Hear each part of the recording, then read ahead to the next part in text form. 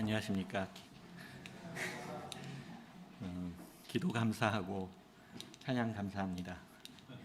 그리고 소개 잘해 주셔서 감사합니다. 조봉기 형제님이 저한테 AI 얘기하는 게 어떠냐고 하셨는데 사실 교회 와서 컴퓨터 얘기하는 거 별로 안 좋아합니다. 시작하기 전에 저의 지금 심정을 조금 말씀드리겠습니다.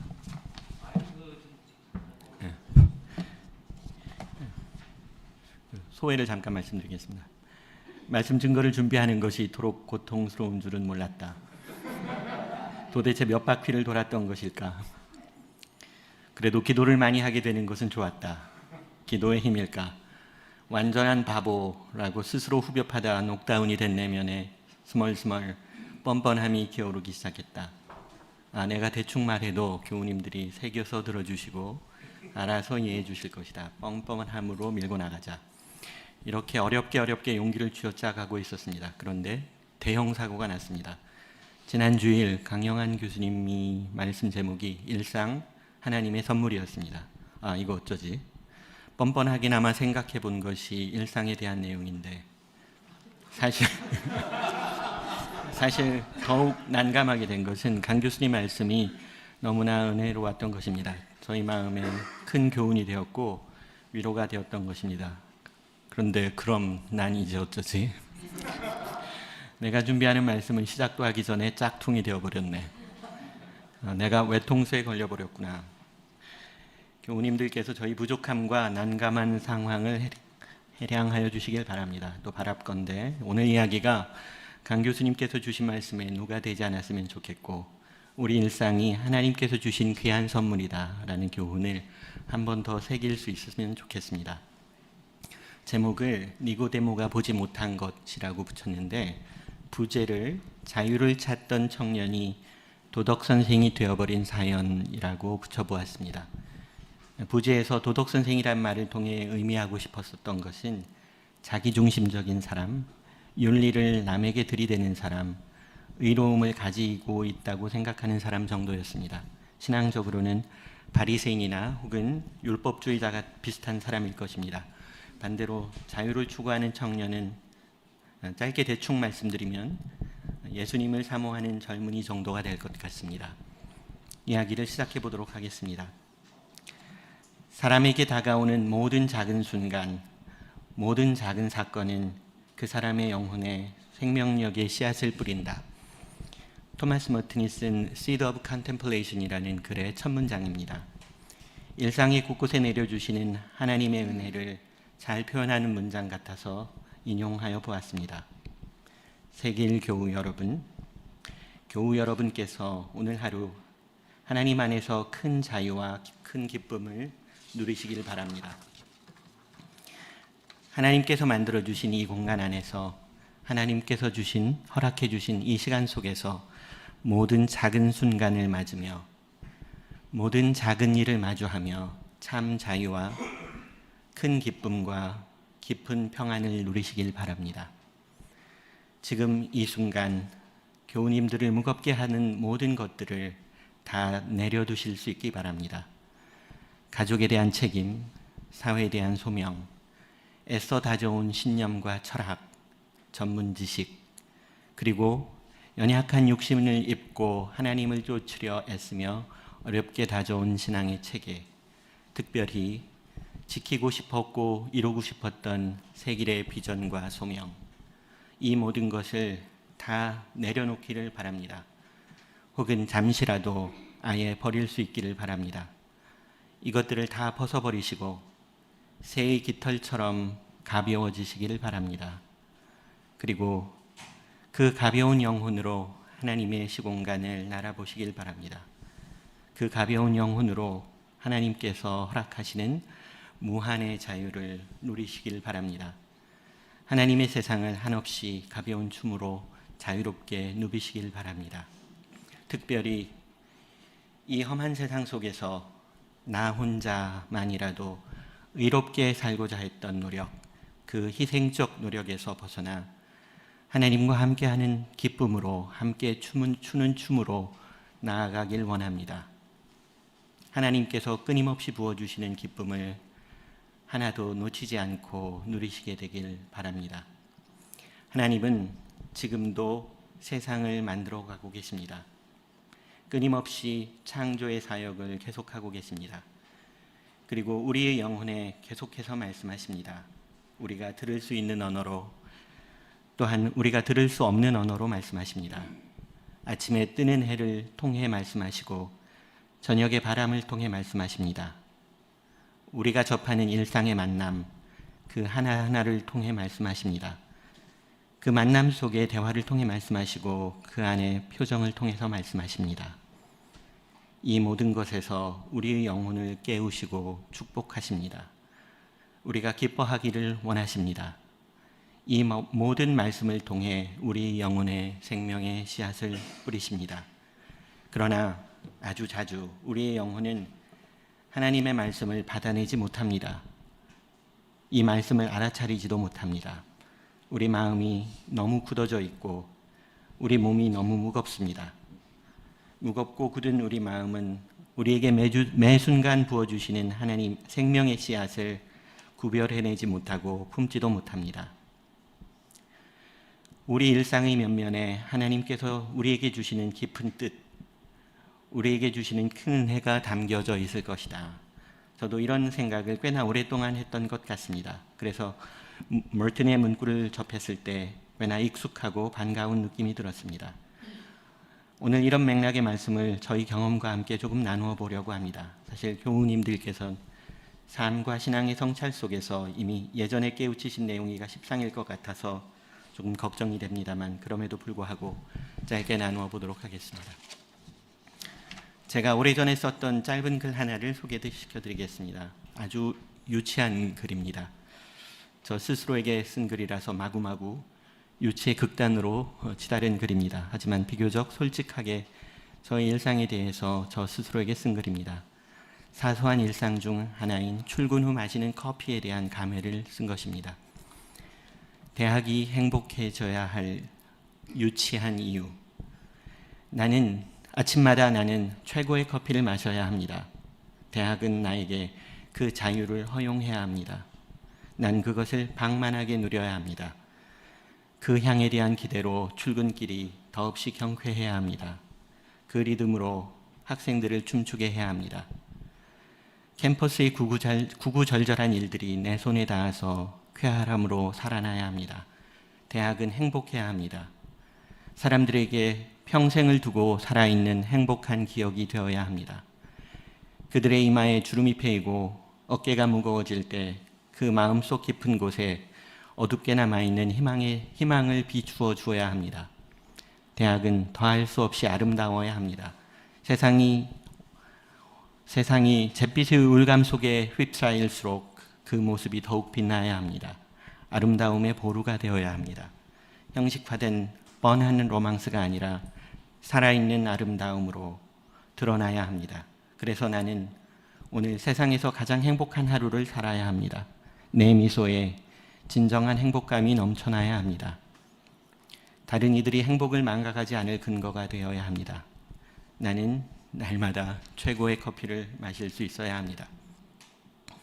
혹시라도 오해가 없도록 덧붙이겠습니다. 제가 이 글에서 최고의 커피를 마시는 방만한 자유를 이야기하였지만 사실 제가 이때 마신 커피 그리고 지금도 마시는 이 최고의 커피는 인터넷에서 구입한 저렴한 가격의 과테말라산 커피입니다. 이 글을 머튼의 문장에 대입해서 생각해 보면 비교적 맥락이 잘 맞을 것도 같습니다. 아마도 다음과 같이 이야기할 수 있을 것 같습니다. 대학에서 이 모든 순간, 모든 가벼운 사건은 그리고 만남은 사람들의 영혼에 생명력의 씨앗을 뿌린다. 그러니까 그런 선생이 되길 원했던 저는 유치한 사람이긴 했지만 한편으로는 자유를 갈망하는 사람이었던 면이 있었던 것 같습니다. 그리고 남들이 보지 않는 곳, 대학에서 춤을 추고 있었던 것 같기도 합니다. 대학은 사회의 어떤 것보다 일상에 섬세하게 배어있는 하나님의 뜻을 깊이 알아채고 기뻐하고 실천할 수 있는 기회가 주어진 곳이라고 생각했던 것 같습니다. 그리고 저는 비록 공과대학의 교수였지만 이런 자유로운 삶이 연구의 중요한 축이 되어야 한다고 믿는 편이었습니다.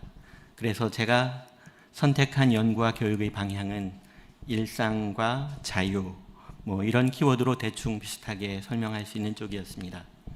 조금 정리해서 말하면 일상의 공학 혹은 일상에 배인 삶의 의미를 찾는 공학적 탐구 정도로 이야기할 수 있을 것 같습니다. 일상성이 공학적 탐구, 자기와 주변의 일상을 살피고 그 안에서 의미 있는 연구 주제를 찾아내는 것, 그리고 그것을 탐구해 나가는 것. 이것은 누구든지 자기 삶을 잘 살피면 할 수 있는 일이라고 생각했습니다. 아직 나이가 많지 않은 젊은이들도 할 수 있는 것이라고 생각했습니다. 많이 배우지 않았어도 혹은 머리가 뛰어나지 않아도 할 수 있는 일이라고 생각했습니다. 또 이를 위해 특별한 조건이 필요하지도 않을 것이라고 생각했습니다. 그래서 젊은 학생들에게 유익할 것이라고 생각했고 그들에게 권하고 싶었습니다. 그러나 저희 내면에서는 무엇보다도 학생들이 하나님이 주시는 자유와 기쁨을 누릴 수 있도록 돕고 싶었습니다. 학생들에게 하나님을 직접 언급하지는 않았지만 그러나 젊은 학생들이 자신의 일상을 깊이 들여다보는 것을 통해 우리 일상 곳곳에 베푸시는 하나님의 축복을 누리고 기뻐할 수 있도록 돕고 싶었습니다. 또한 이것이 자기 존중의 방향이며 관계 존중의 방향이라고 이야기해주고 싶었습니다. 저희 연구는 가벼웠고 경쾌했습니다. 저의 수업은 즐거웠고 발랄했습니다. 그리고 자기 몰입으로 진지했습니다. 이 진지함은 자발적이었습니다. 경쾌함과 발랄함 속에서 학생들의 창의성이 샘솟아 오르는 듯 했습니다. 저는 일상의 삶을 강조했고 자율성을 강조했고 독립성을 강조하였습니다. 그리고 연대를 강조하였습니다. 어려움이 있었지만 되는 듯 싶었습니다. 거대 과학 혹은 거대 공학의 담론에 부딪히기도 하고 엘리티시즘에 막히기도 하고 관리주의에 막히기도 했지만 거침없이 나아가는 듯 했습니다.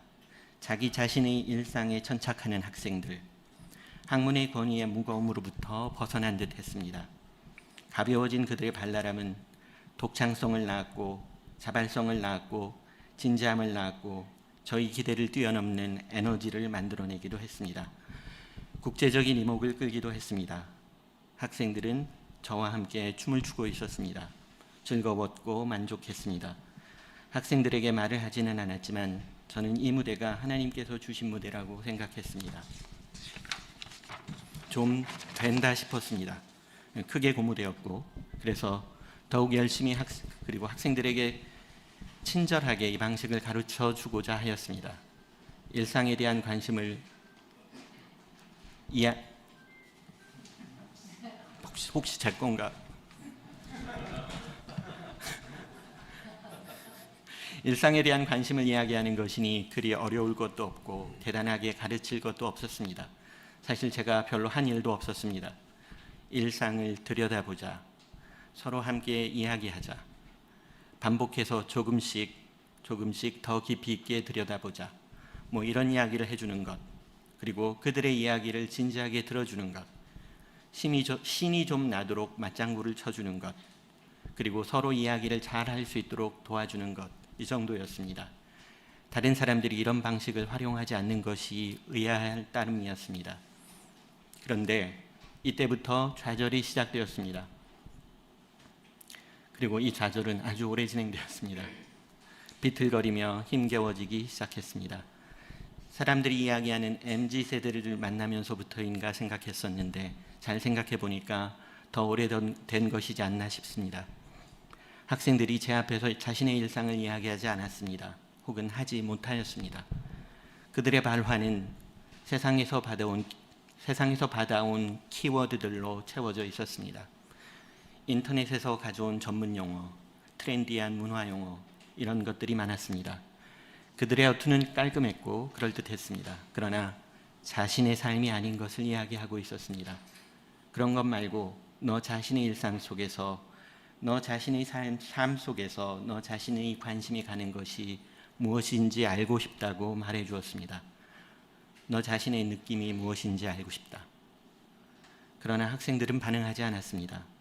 그들은 이미 잘 정리된 세련된 언어, 그러나 사실은 남이 정리해둔 언어를 다시 나열할 뿐이었습니다. 기다리고 반복해도 상황은 나아지지 않았습니다. 자신들의 일상을 보지 못하는 학생들과 연구를 진행할 수가 없었습니다. 저희 교육도 겉도는 느낌이었습니다. 많은 것들이 꼬이기 시작했고 저는 초조해졌습니다. 어려움을 느끼기 시작했고 화를 내기 시작했습니다. 일상을 가만히 살펴보면 되는데 왜 못하지? 너희는 왜 못하지? 다른 것도 아니고 일상에 관한 것인데 왜 못해? 선배들은 했는데 왜 못해? 내가 이렇게 도와주는데 왜 못하지? 일상을 살피고 서로 나누어라. 이것은 이제 추상화된 교훈일 따름이었습니다. 저는 각질화된 교훈을 던지는 도덕 선생이 되어가고 있었습니다. 이런 상태가 오래 지속되었습니다. 어느 순간 이 방식은 새로운 세대에게는 맞지 않는 방식이 아닌가? 내가 무엇을 착각하고 있던 것 아닌가 하는 생각이 들기 시작했습니다. 사실은 보편적인 방식, 한 가지 전문 분야에 대한 집중된 탐구를 하는 방식을 도입하려고 해도 저는 이미 그것으로부터 너무 멀어져 있었습니다. 나이도 이미 꽤 들어버렸습니다. 괴로움 속에서 오랜 시간이 흐른 후에야 깨닫게 되었습니다. 제가 제 눈앞에 학생을 보지 못하고 있던 것입니다. 저는 언제부터인가 내가 할 수 있다고 생각하기 시작했던 것입니다. 내가 학생들이 일상의 탐구를 할 수 있도록 만들 수 있다고 믿기 시작한 것입니다.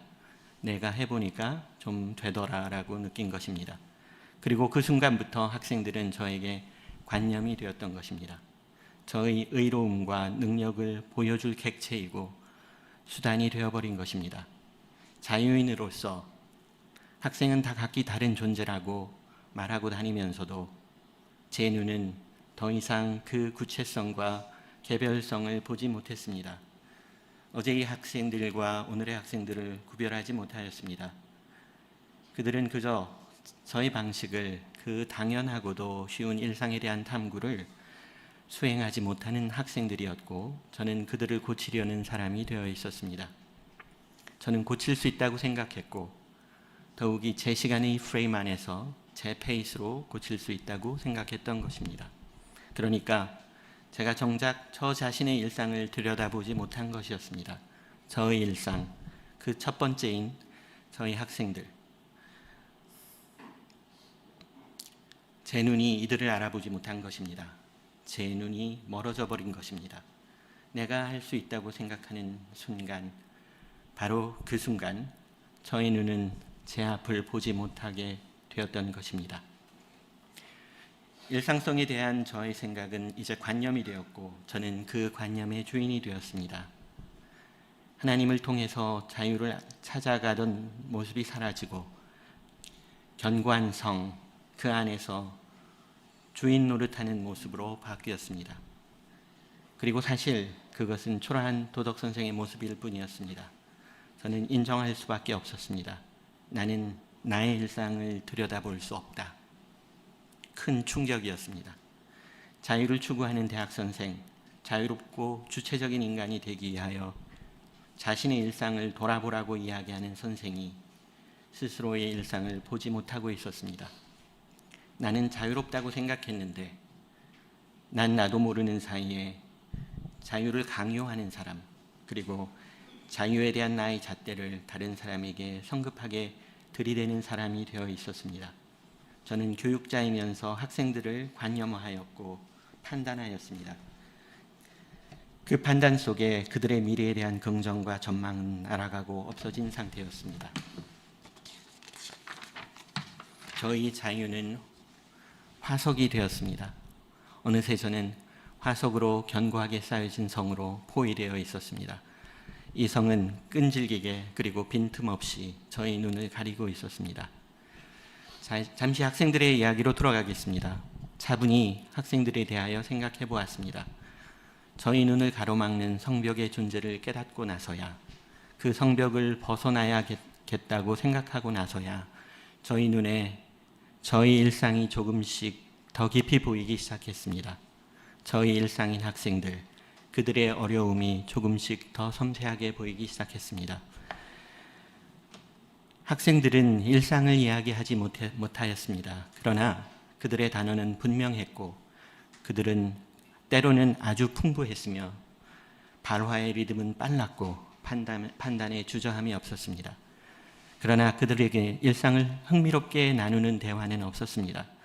이들에게 일상은 그저 평범하고 사소한 것들인 듯 했습니다. 관심을 끌만한 무게도 없었고 특별함도 없는 듯 했습니다. 그들은 가볍고 사소한 일상을 다시 들여다보지 못했습니다. 반복해서 들여다보지 못했습니다. 깊이 들여다보지도 못하였습니다. 천천히 다시 들여다보자는 권유에 답답해하고 때로는 실증을 냈습니다. 이들의 대화는 교환 혹은 거래처럼 느껴지기도 했습니다.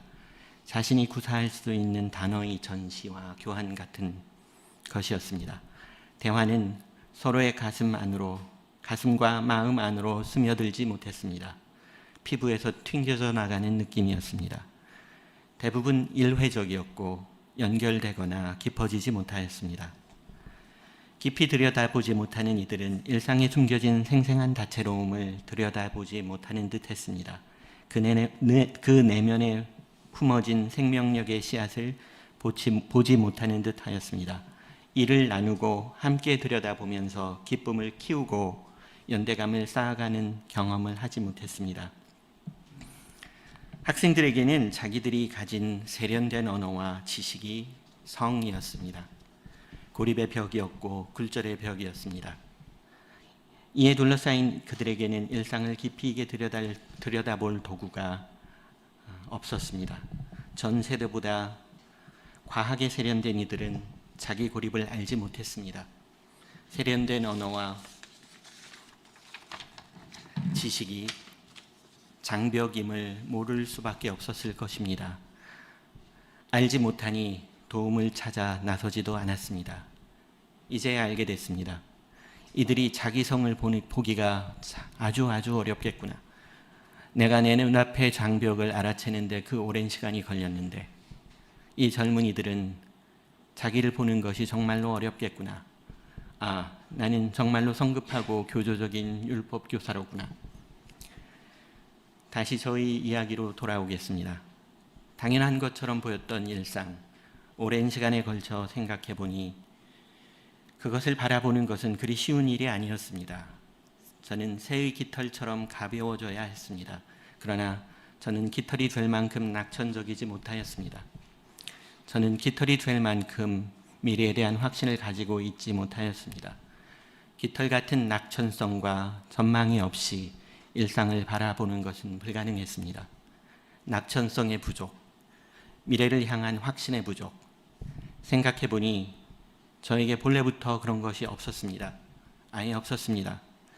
제 눈에 학생의 미소가 환하게 보였던 순간 저는 하나님이 주시는 긍정의 한 조각을 딛고 있었고 학생의 말소리가 생기 있게 들렸던 순간 저는 하나님이 주시는 전망의 한 자락을 품고 있었습니다. 그러니까 제가 잠시나마 가졌던 긍정과 미래 전망은 모두 하나님께서 주신 것이었습니다. 그리고 하나님과 함께하지 않는 순간 저에게 그런 것은 아예 없어졌습니다. 그것이 사라진 순간 그 미소와 소리는 제 눈에서 제 귀에서 처참하게 굴절되었습니다. 낙천성과 전망의 부족은 너무나 쉽게 하나님이 주신 일상을 화석화된 성으로 전환시켰습니다. 저는 하나님과 멀어졌고 자기 성을 쌓았고 자유를 잃었고 기쁨을 잃었던 것입니다. 저에게 남은 것은 관념의 덩어리, 화석의 덩어리일 뿐이었습니다. 선한 것은 모두 하나님의 것이었습니다. 저는 잠시 그 그림자를 품고 있었던 것입니다. 성경 본문에서 예수님은 니고데모에게 거듭나지 않으면 하나님 나라를 볼 수 없다고 말씀하십니다. 그리고 니고데모는 이 말씀을 알아듣지 못합니다. 그런데 니고데모가 알지 못한 것은 거듭남에 대한 것뿐이었을까요? 니고데모는 자신의 일상에서 하나님의 씨앗을 볼 수는 있었을까요? 저녁에 동네를 스치는 바람을 알았을까요? 그 바람에 담긴 하나님의 뜻을 보았을까요?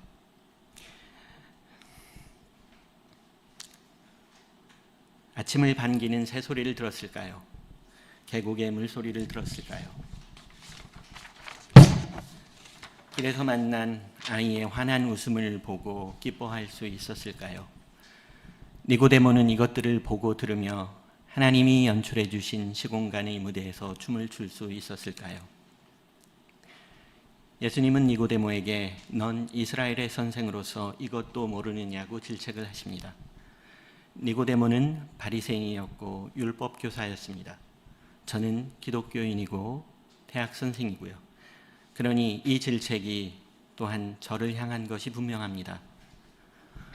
우물가에서 사마리아 여인에게는 다정하셨던 예수님께서 베데스다 연못에서 만난 병자에게는 연민을 보이셨던 예수님께서 니고데모에게는 조금 단호하게 질책을 하십니다. 예수님은 니고데모에게 그리고 저에게 주신 말씀과 질책에 담긴 의도가 무엇이었을까요? 내가 알고 있는 것 그것 다 버려라. 내가 쌓은 종교적 지식과 신념의 체계 그것을 통째로 다 무너뜨려라. 아마도 이것이 거듭남을 향한 니고데모의 첫 발걸음이라고 말씀하시는 것으로 보입니다. 니고데모에게 이것은 성전과도 같은 것이었을 수 있습니다. 자기 신념의 보루이고 자기 신앙의 자부심이었을 수도 있습니다. 마치 예수님께서 니고데모에게 너의 성전을 허물라. 내가 사흘 만에 다시 세우겠다. 라는 말씀을 하시는 것 같습니다. 먼저 내 성을 허물어라. 그래야 내가 거듭날 수 있다. 내 성의 무게를 지닌 채로 넌 아무것도 볼 수 없다. 내가 그것을 허문 후에야 내 몸이 가벼워지고 내 눈이 밝아져서 내 일상의 모든 순간에 모든 작은 일들을 통해 끊임없이 내려지는 하나님의 축복의 씨앗을 볼 수 있게 된다. 니고데모는 과연 자기 삶의 성, 자기 신앙의 성전을 버릴 수 있었을까요? 이런 궁금증도 듭니다. 더 젊었던 시절 니고데모, 그는 자유를 사모하였을까요? 그는 자유를 추구했던 젊은이였을까요? 그는 언제쯤부터 자신의 성으로 자기 영혼을 가리게 되었던 것일까요? 우리가 모르는 사이에 우리 내면에 쌓아진 성을 버릴 수 있었으면 좋겠습니다. 그리고 가벼워질 수 있었으면 좋겠습니다. 그 가벼운 마음으로 하나님을 온전히 바라볼 수 있었으면 좋겠습니다. 우리 일상에 담긴 하나님의 뜻을 온전히 기다릴 수 있으면 좋겠습니다. 하나님과 함께 하시길. 하나님의 도우심으로 우리에게 다가오는 그 모든 작은 것들, 그 안에 들어있는 우리 영혼을 향한 하나님의 사랑을 구가하시길 바랍니다. 부족한 말씀 들어주셔서 감사합니다.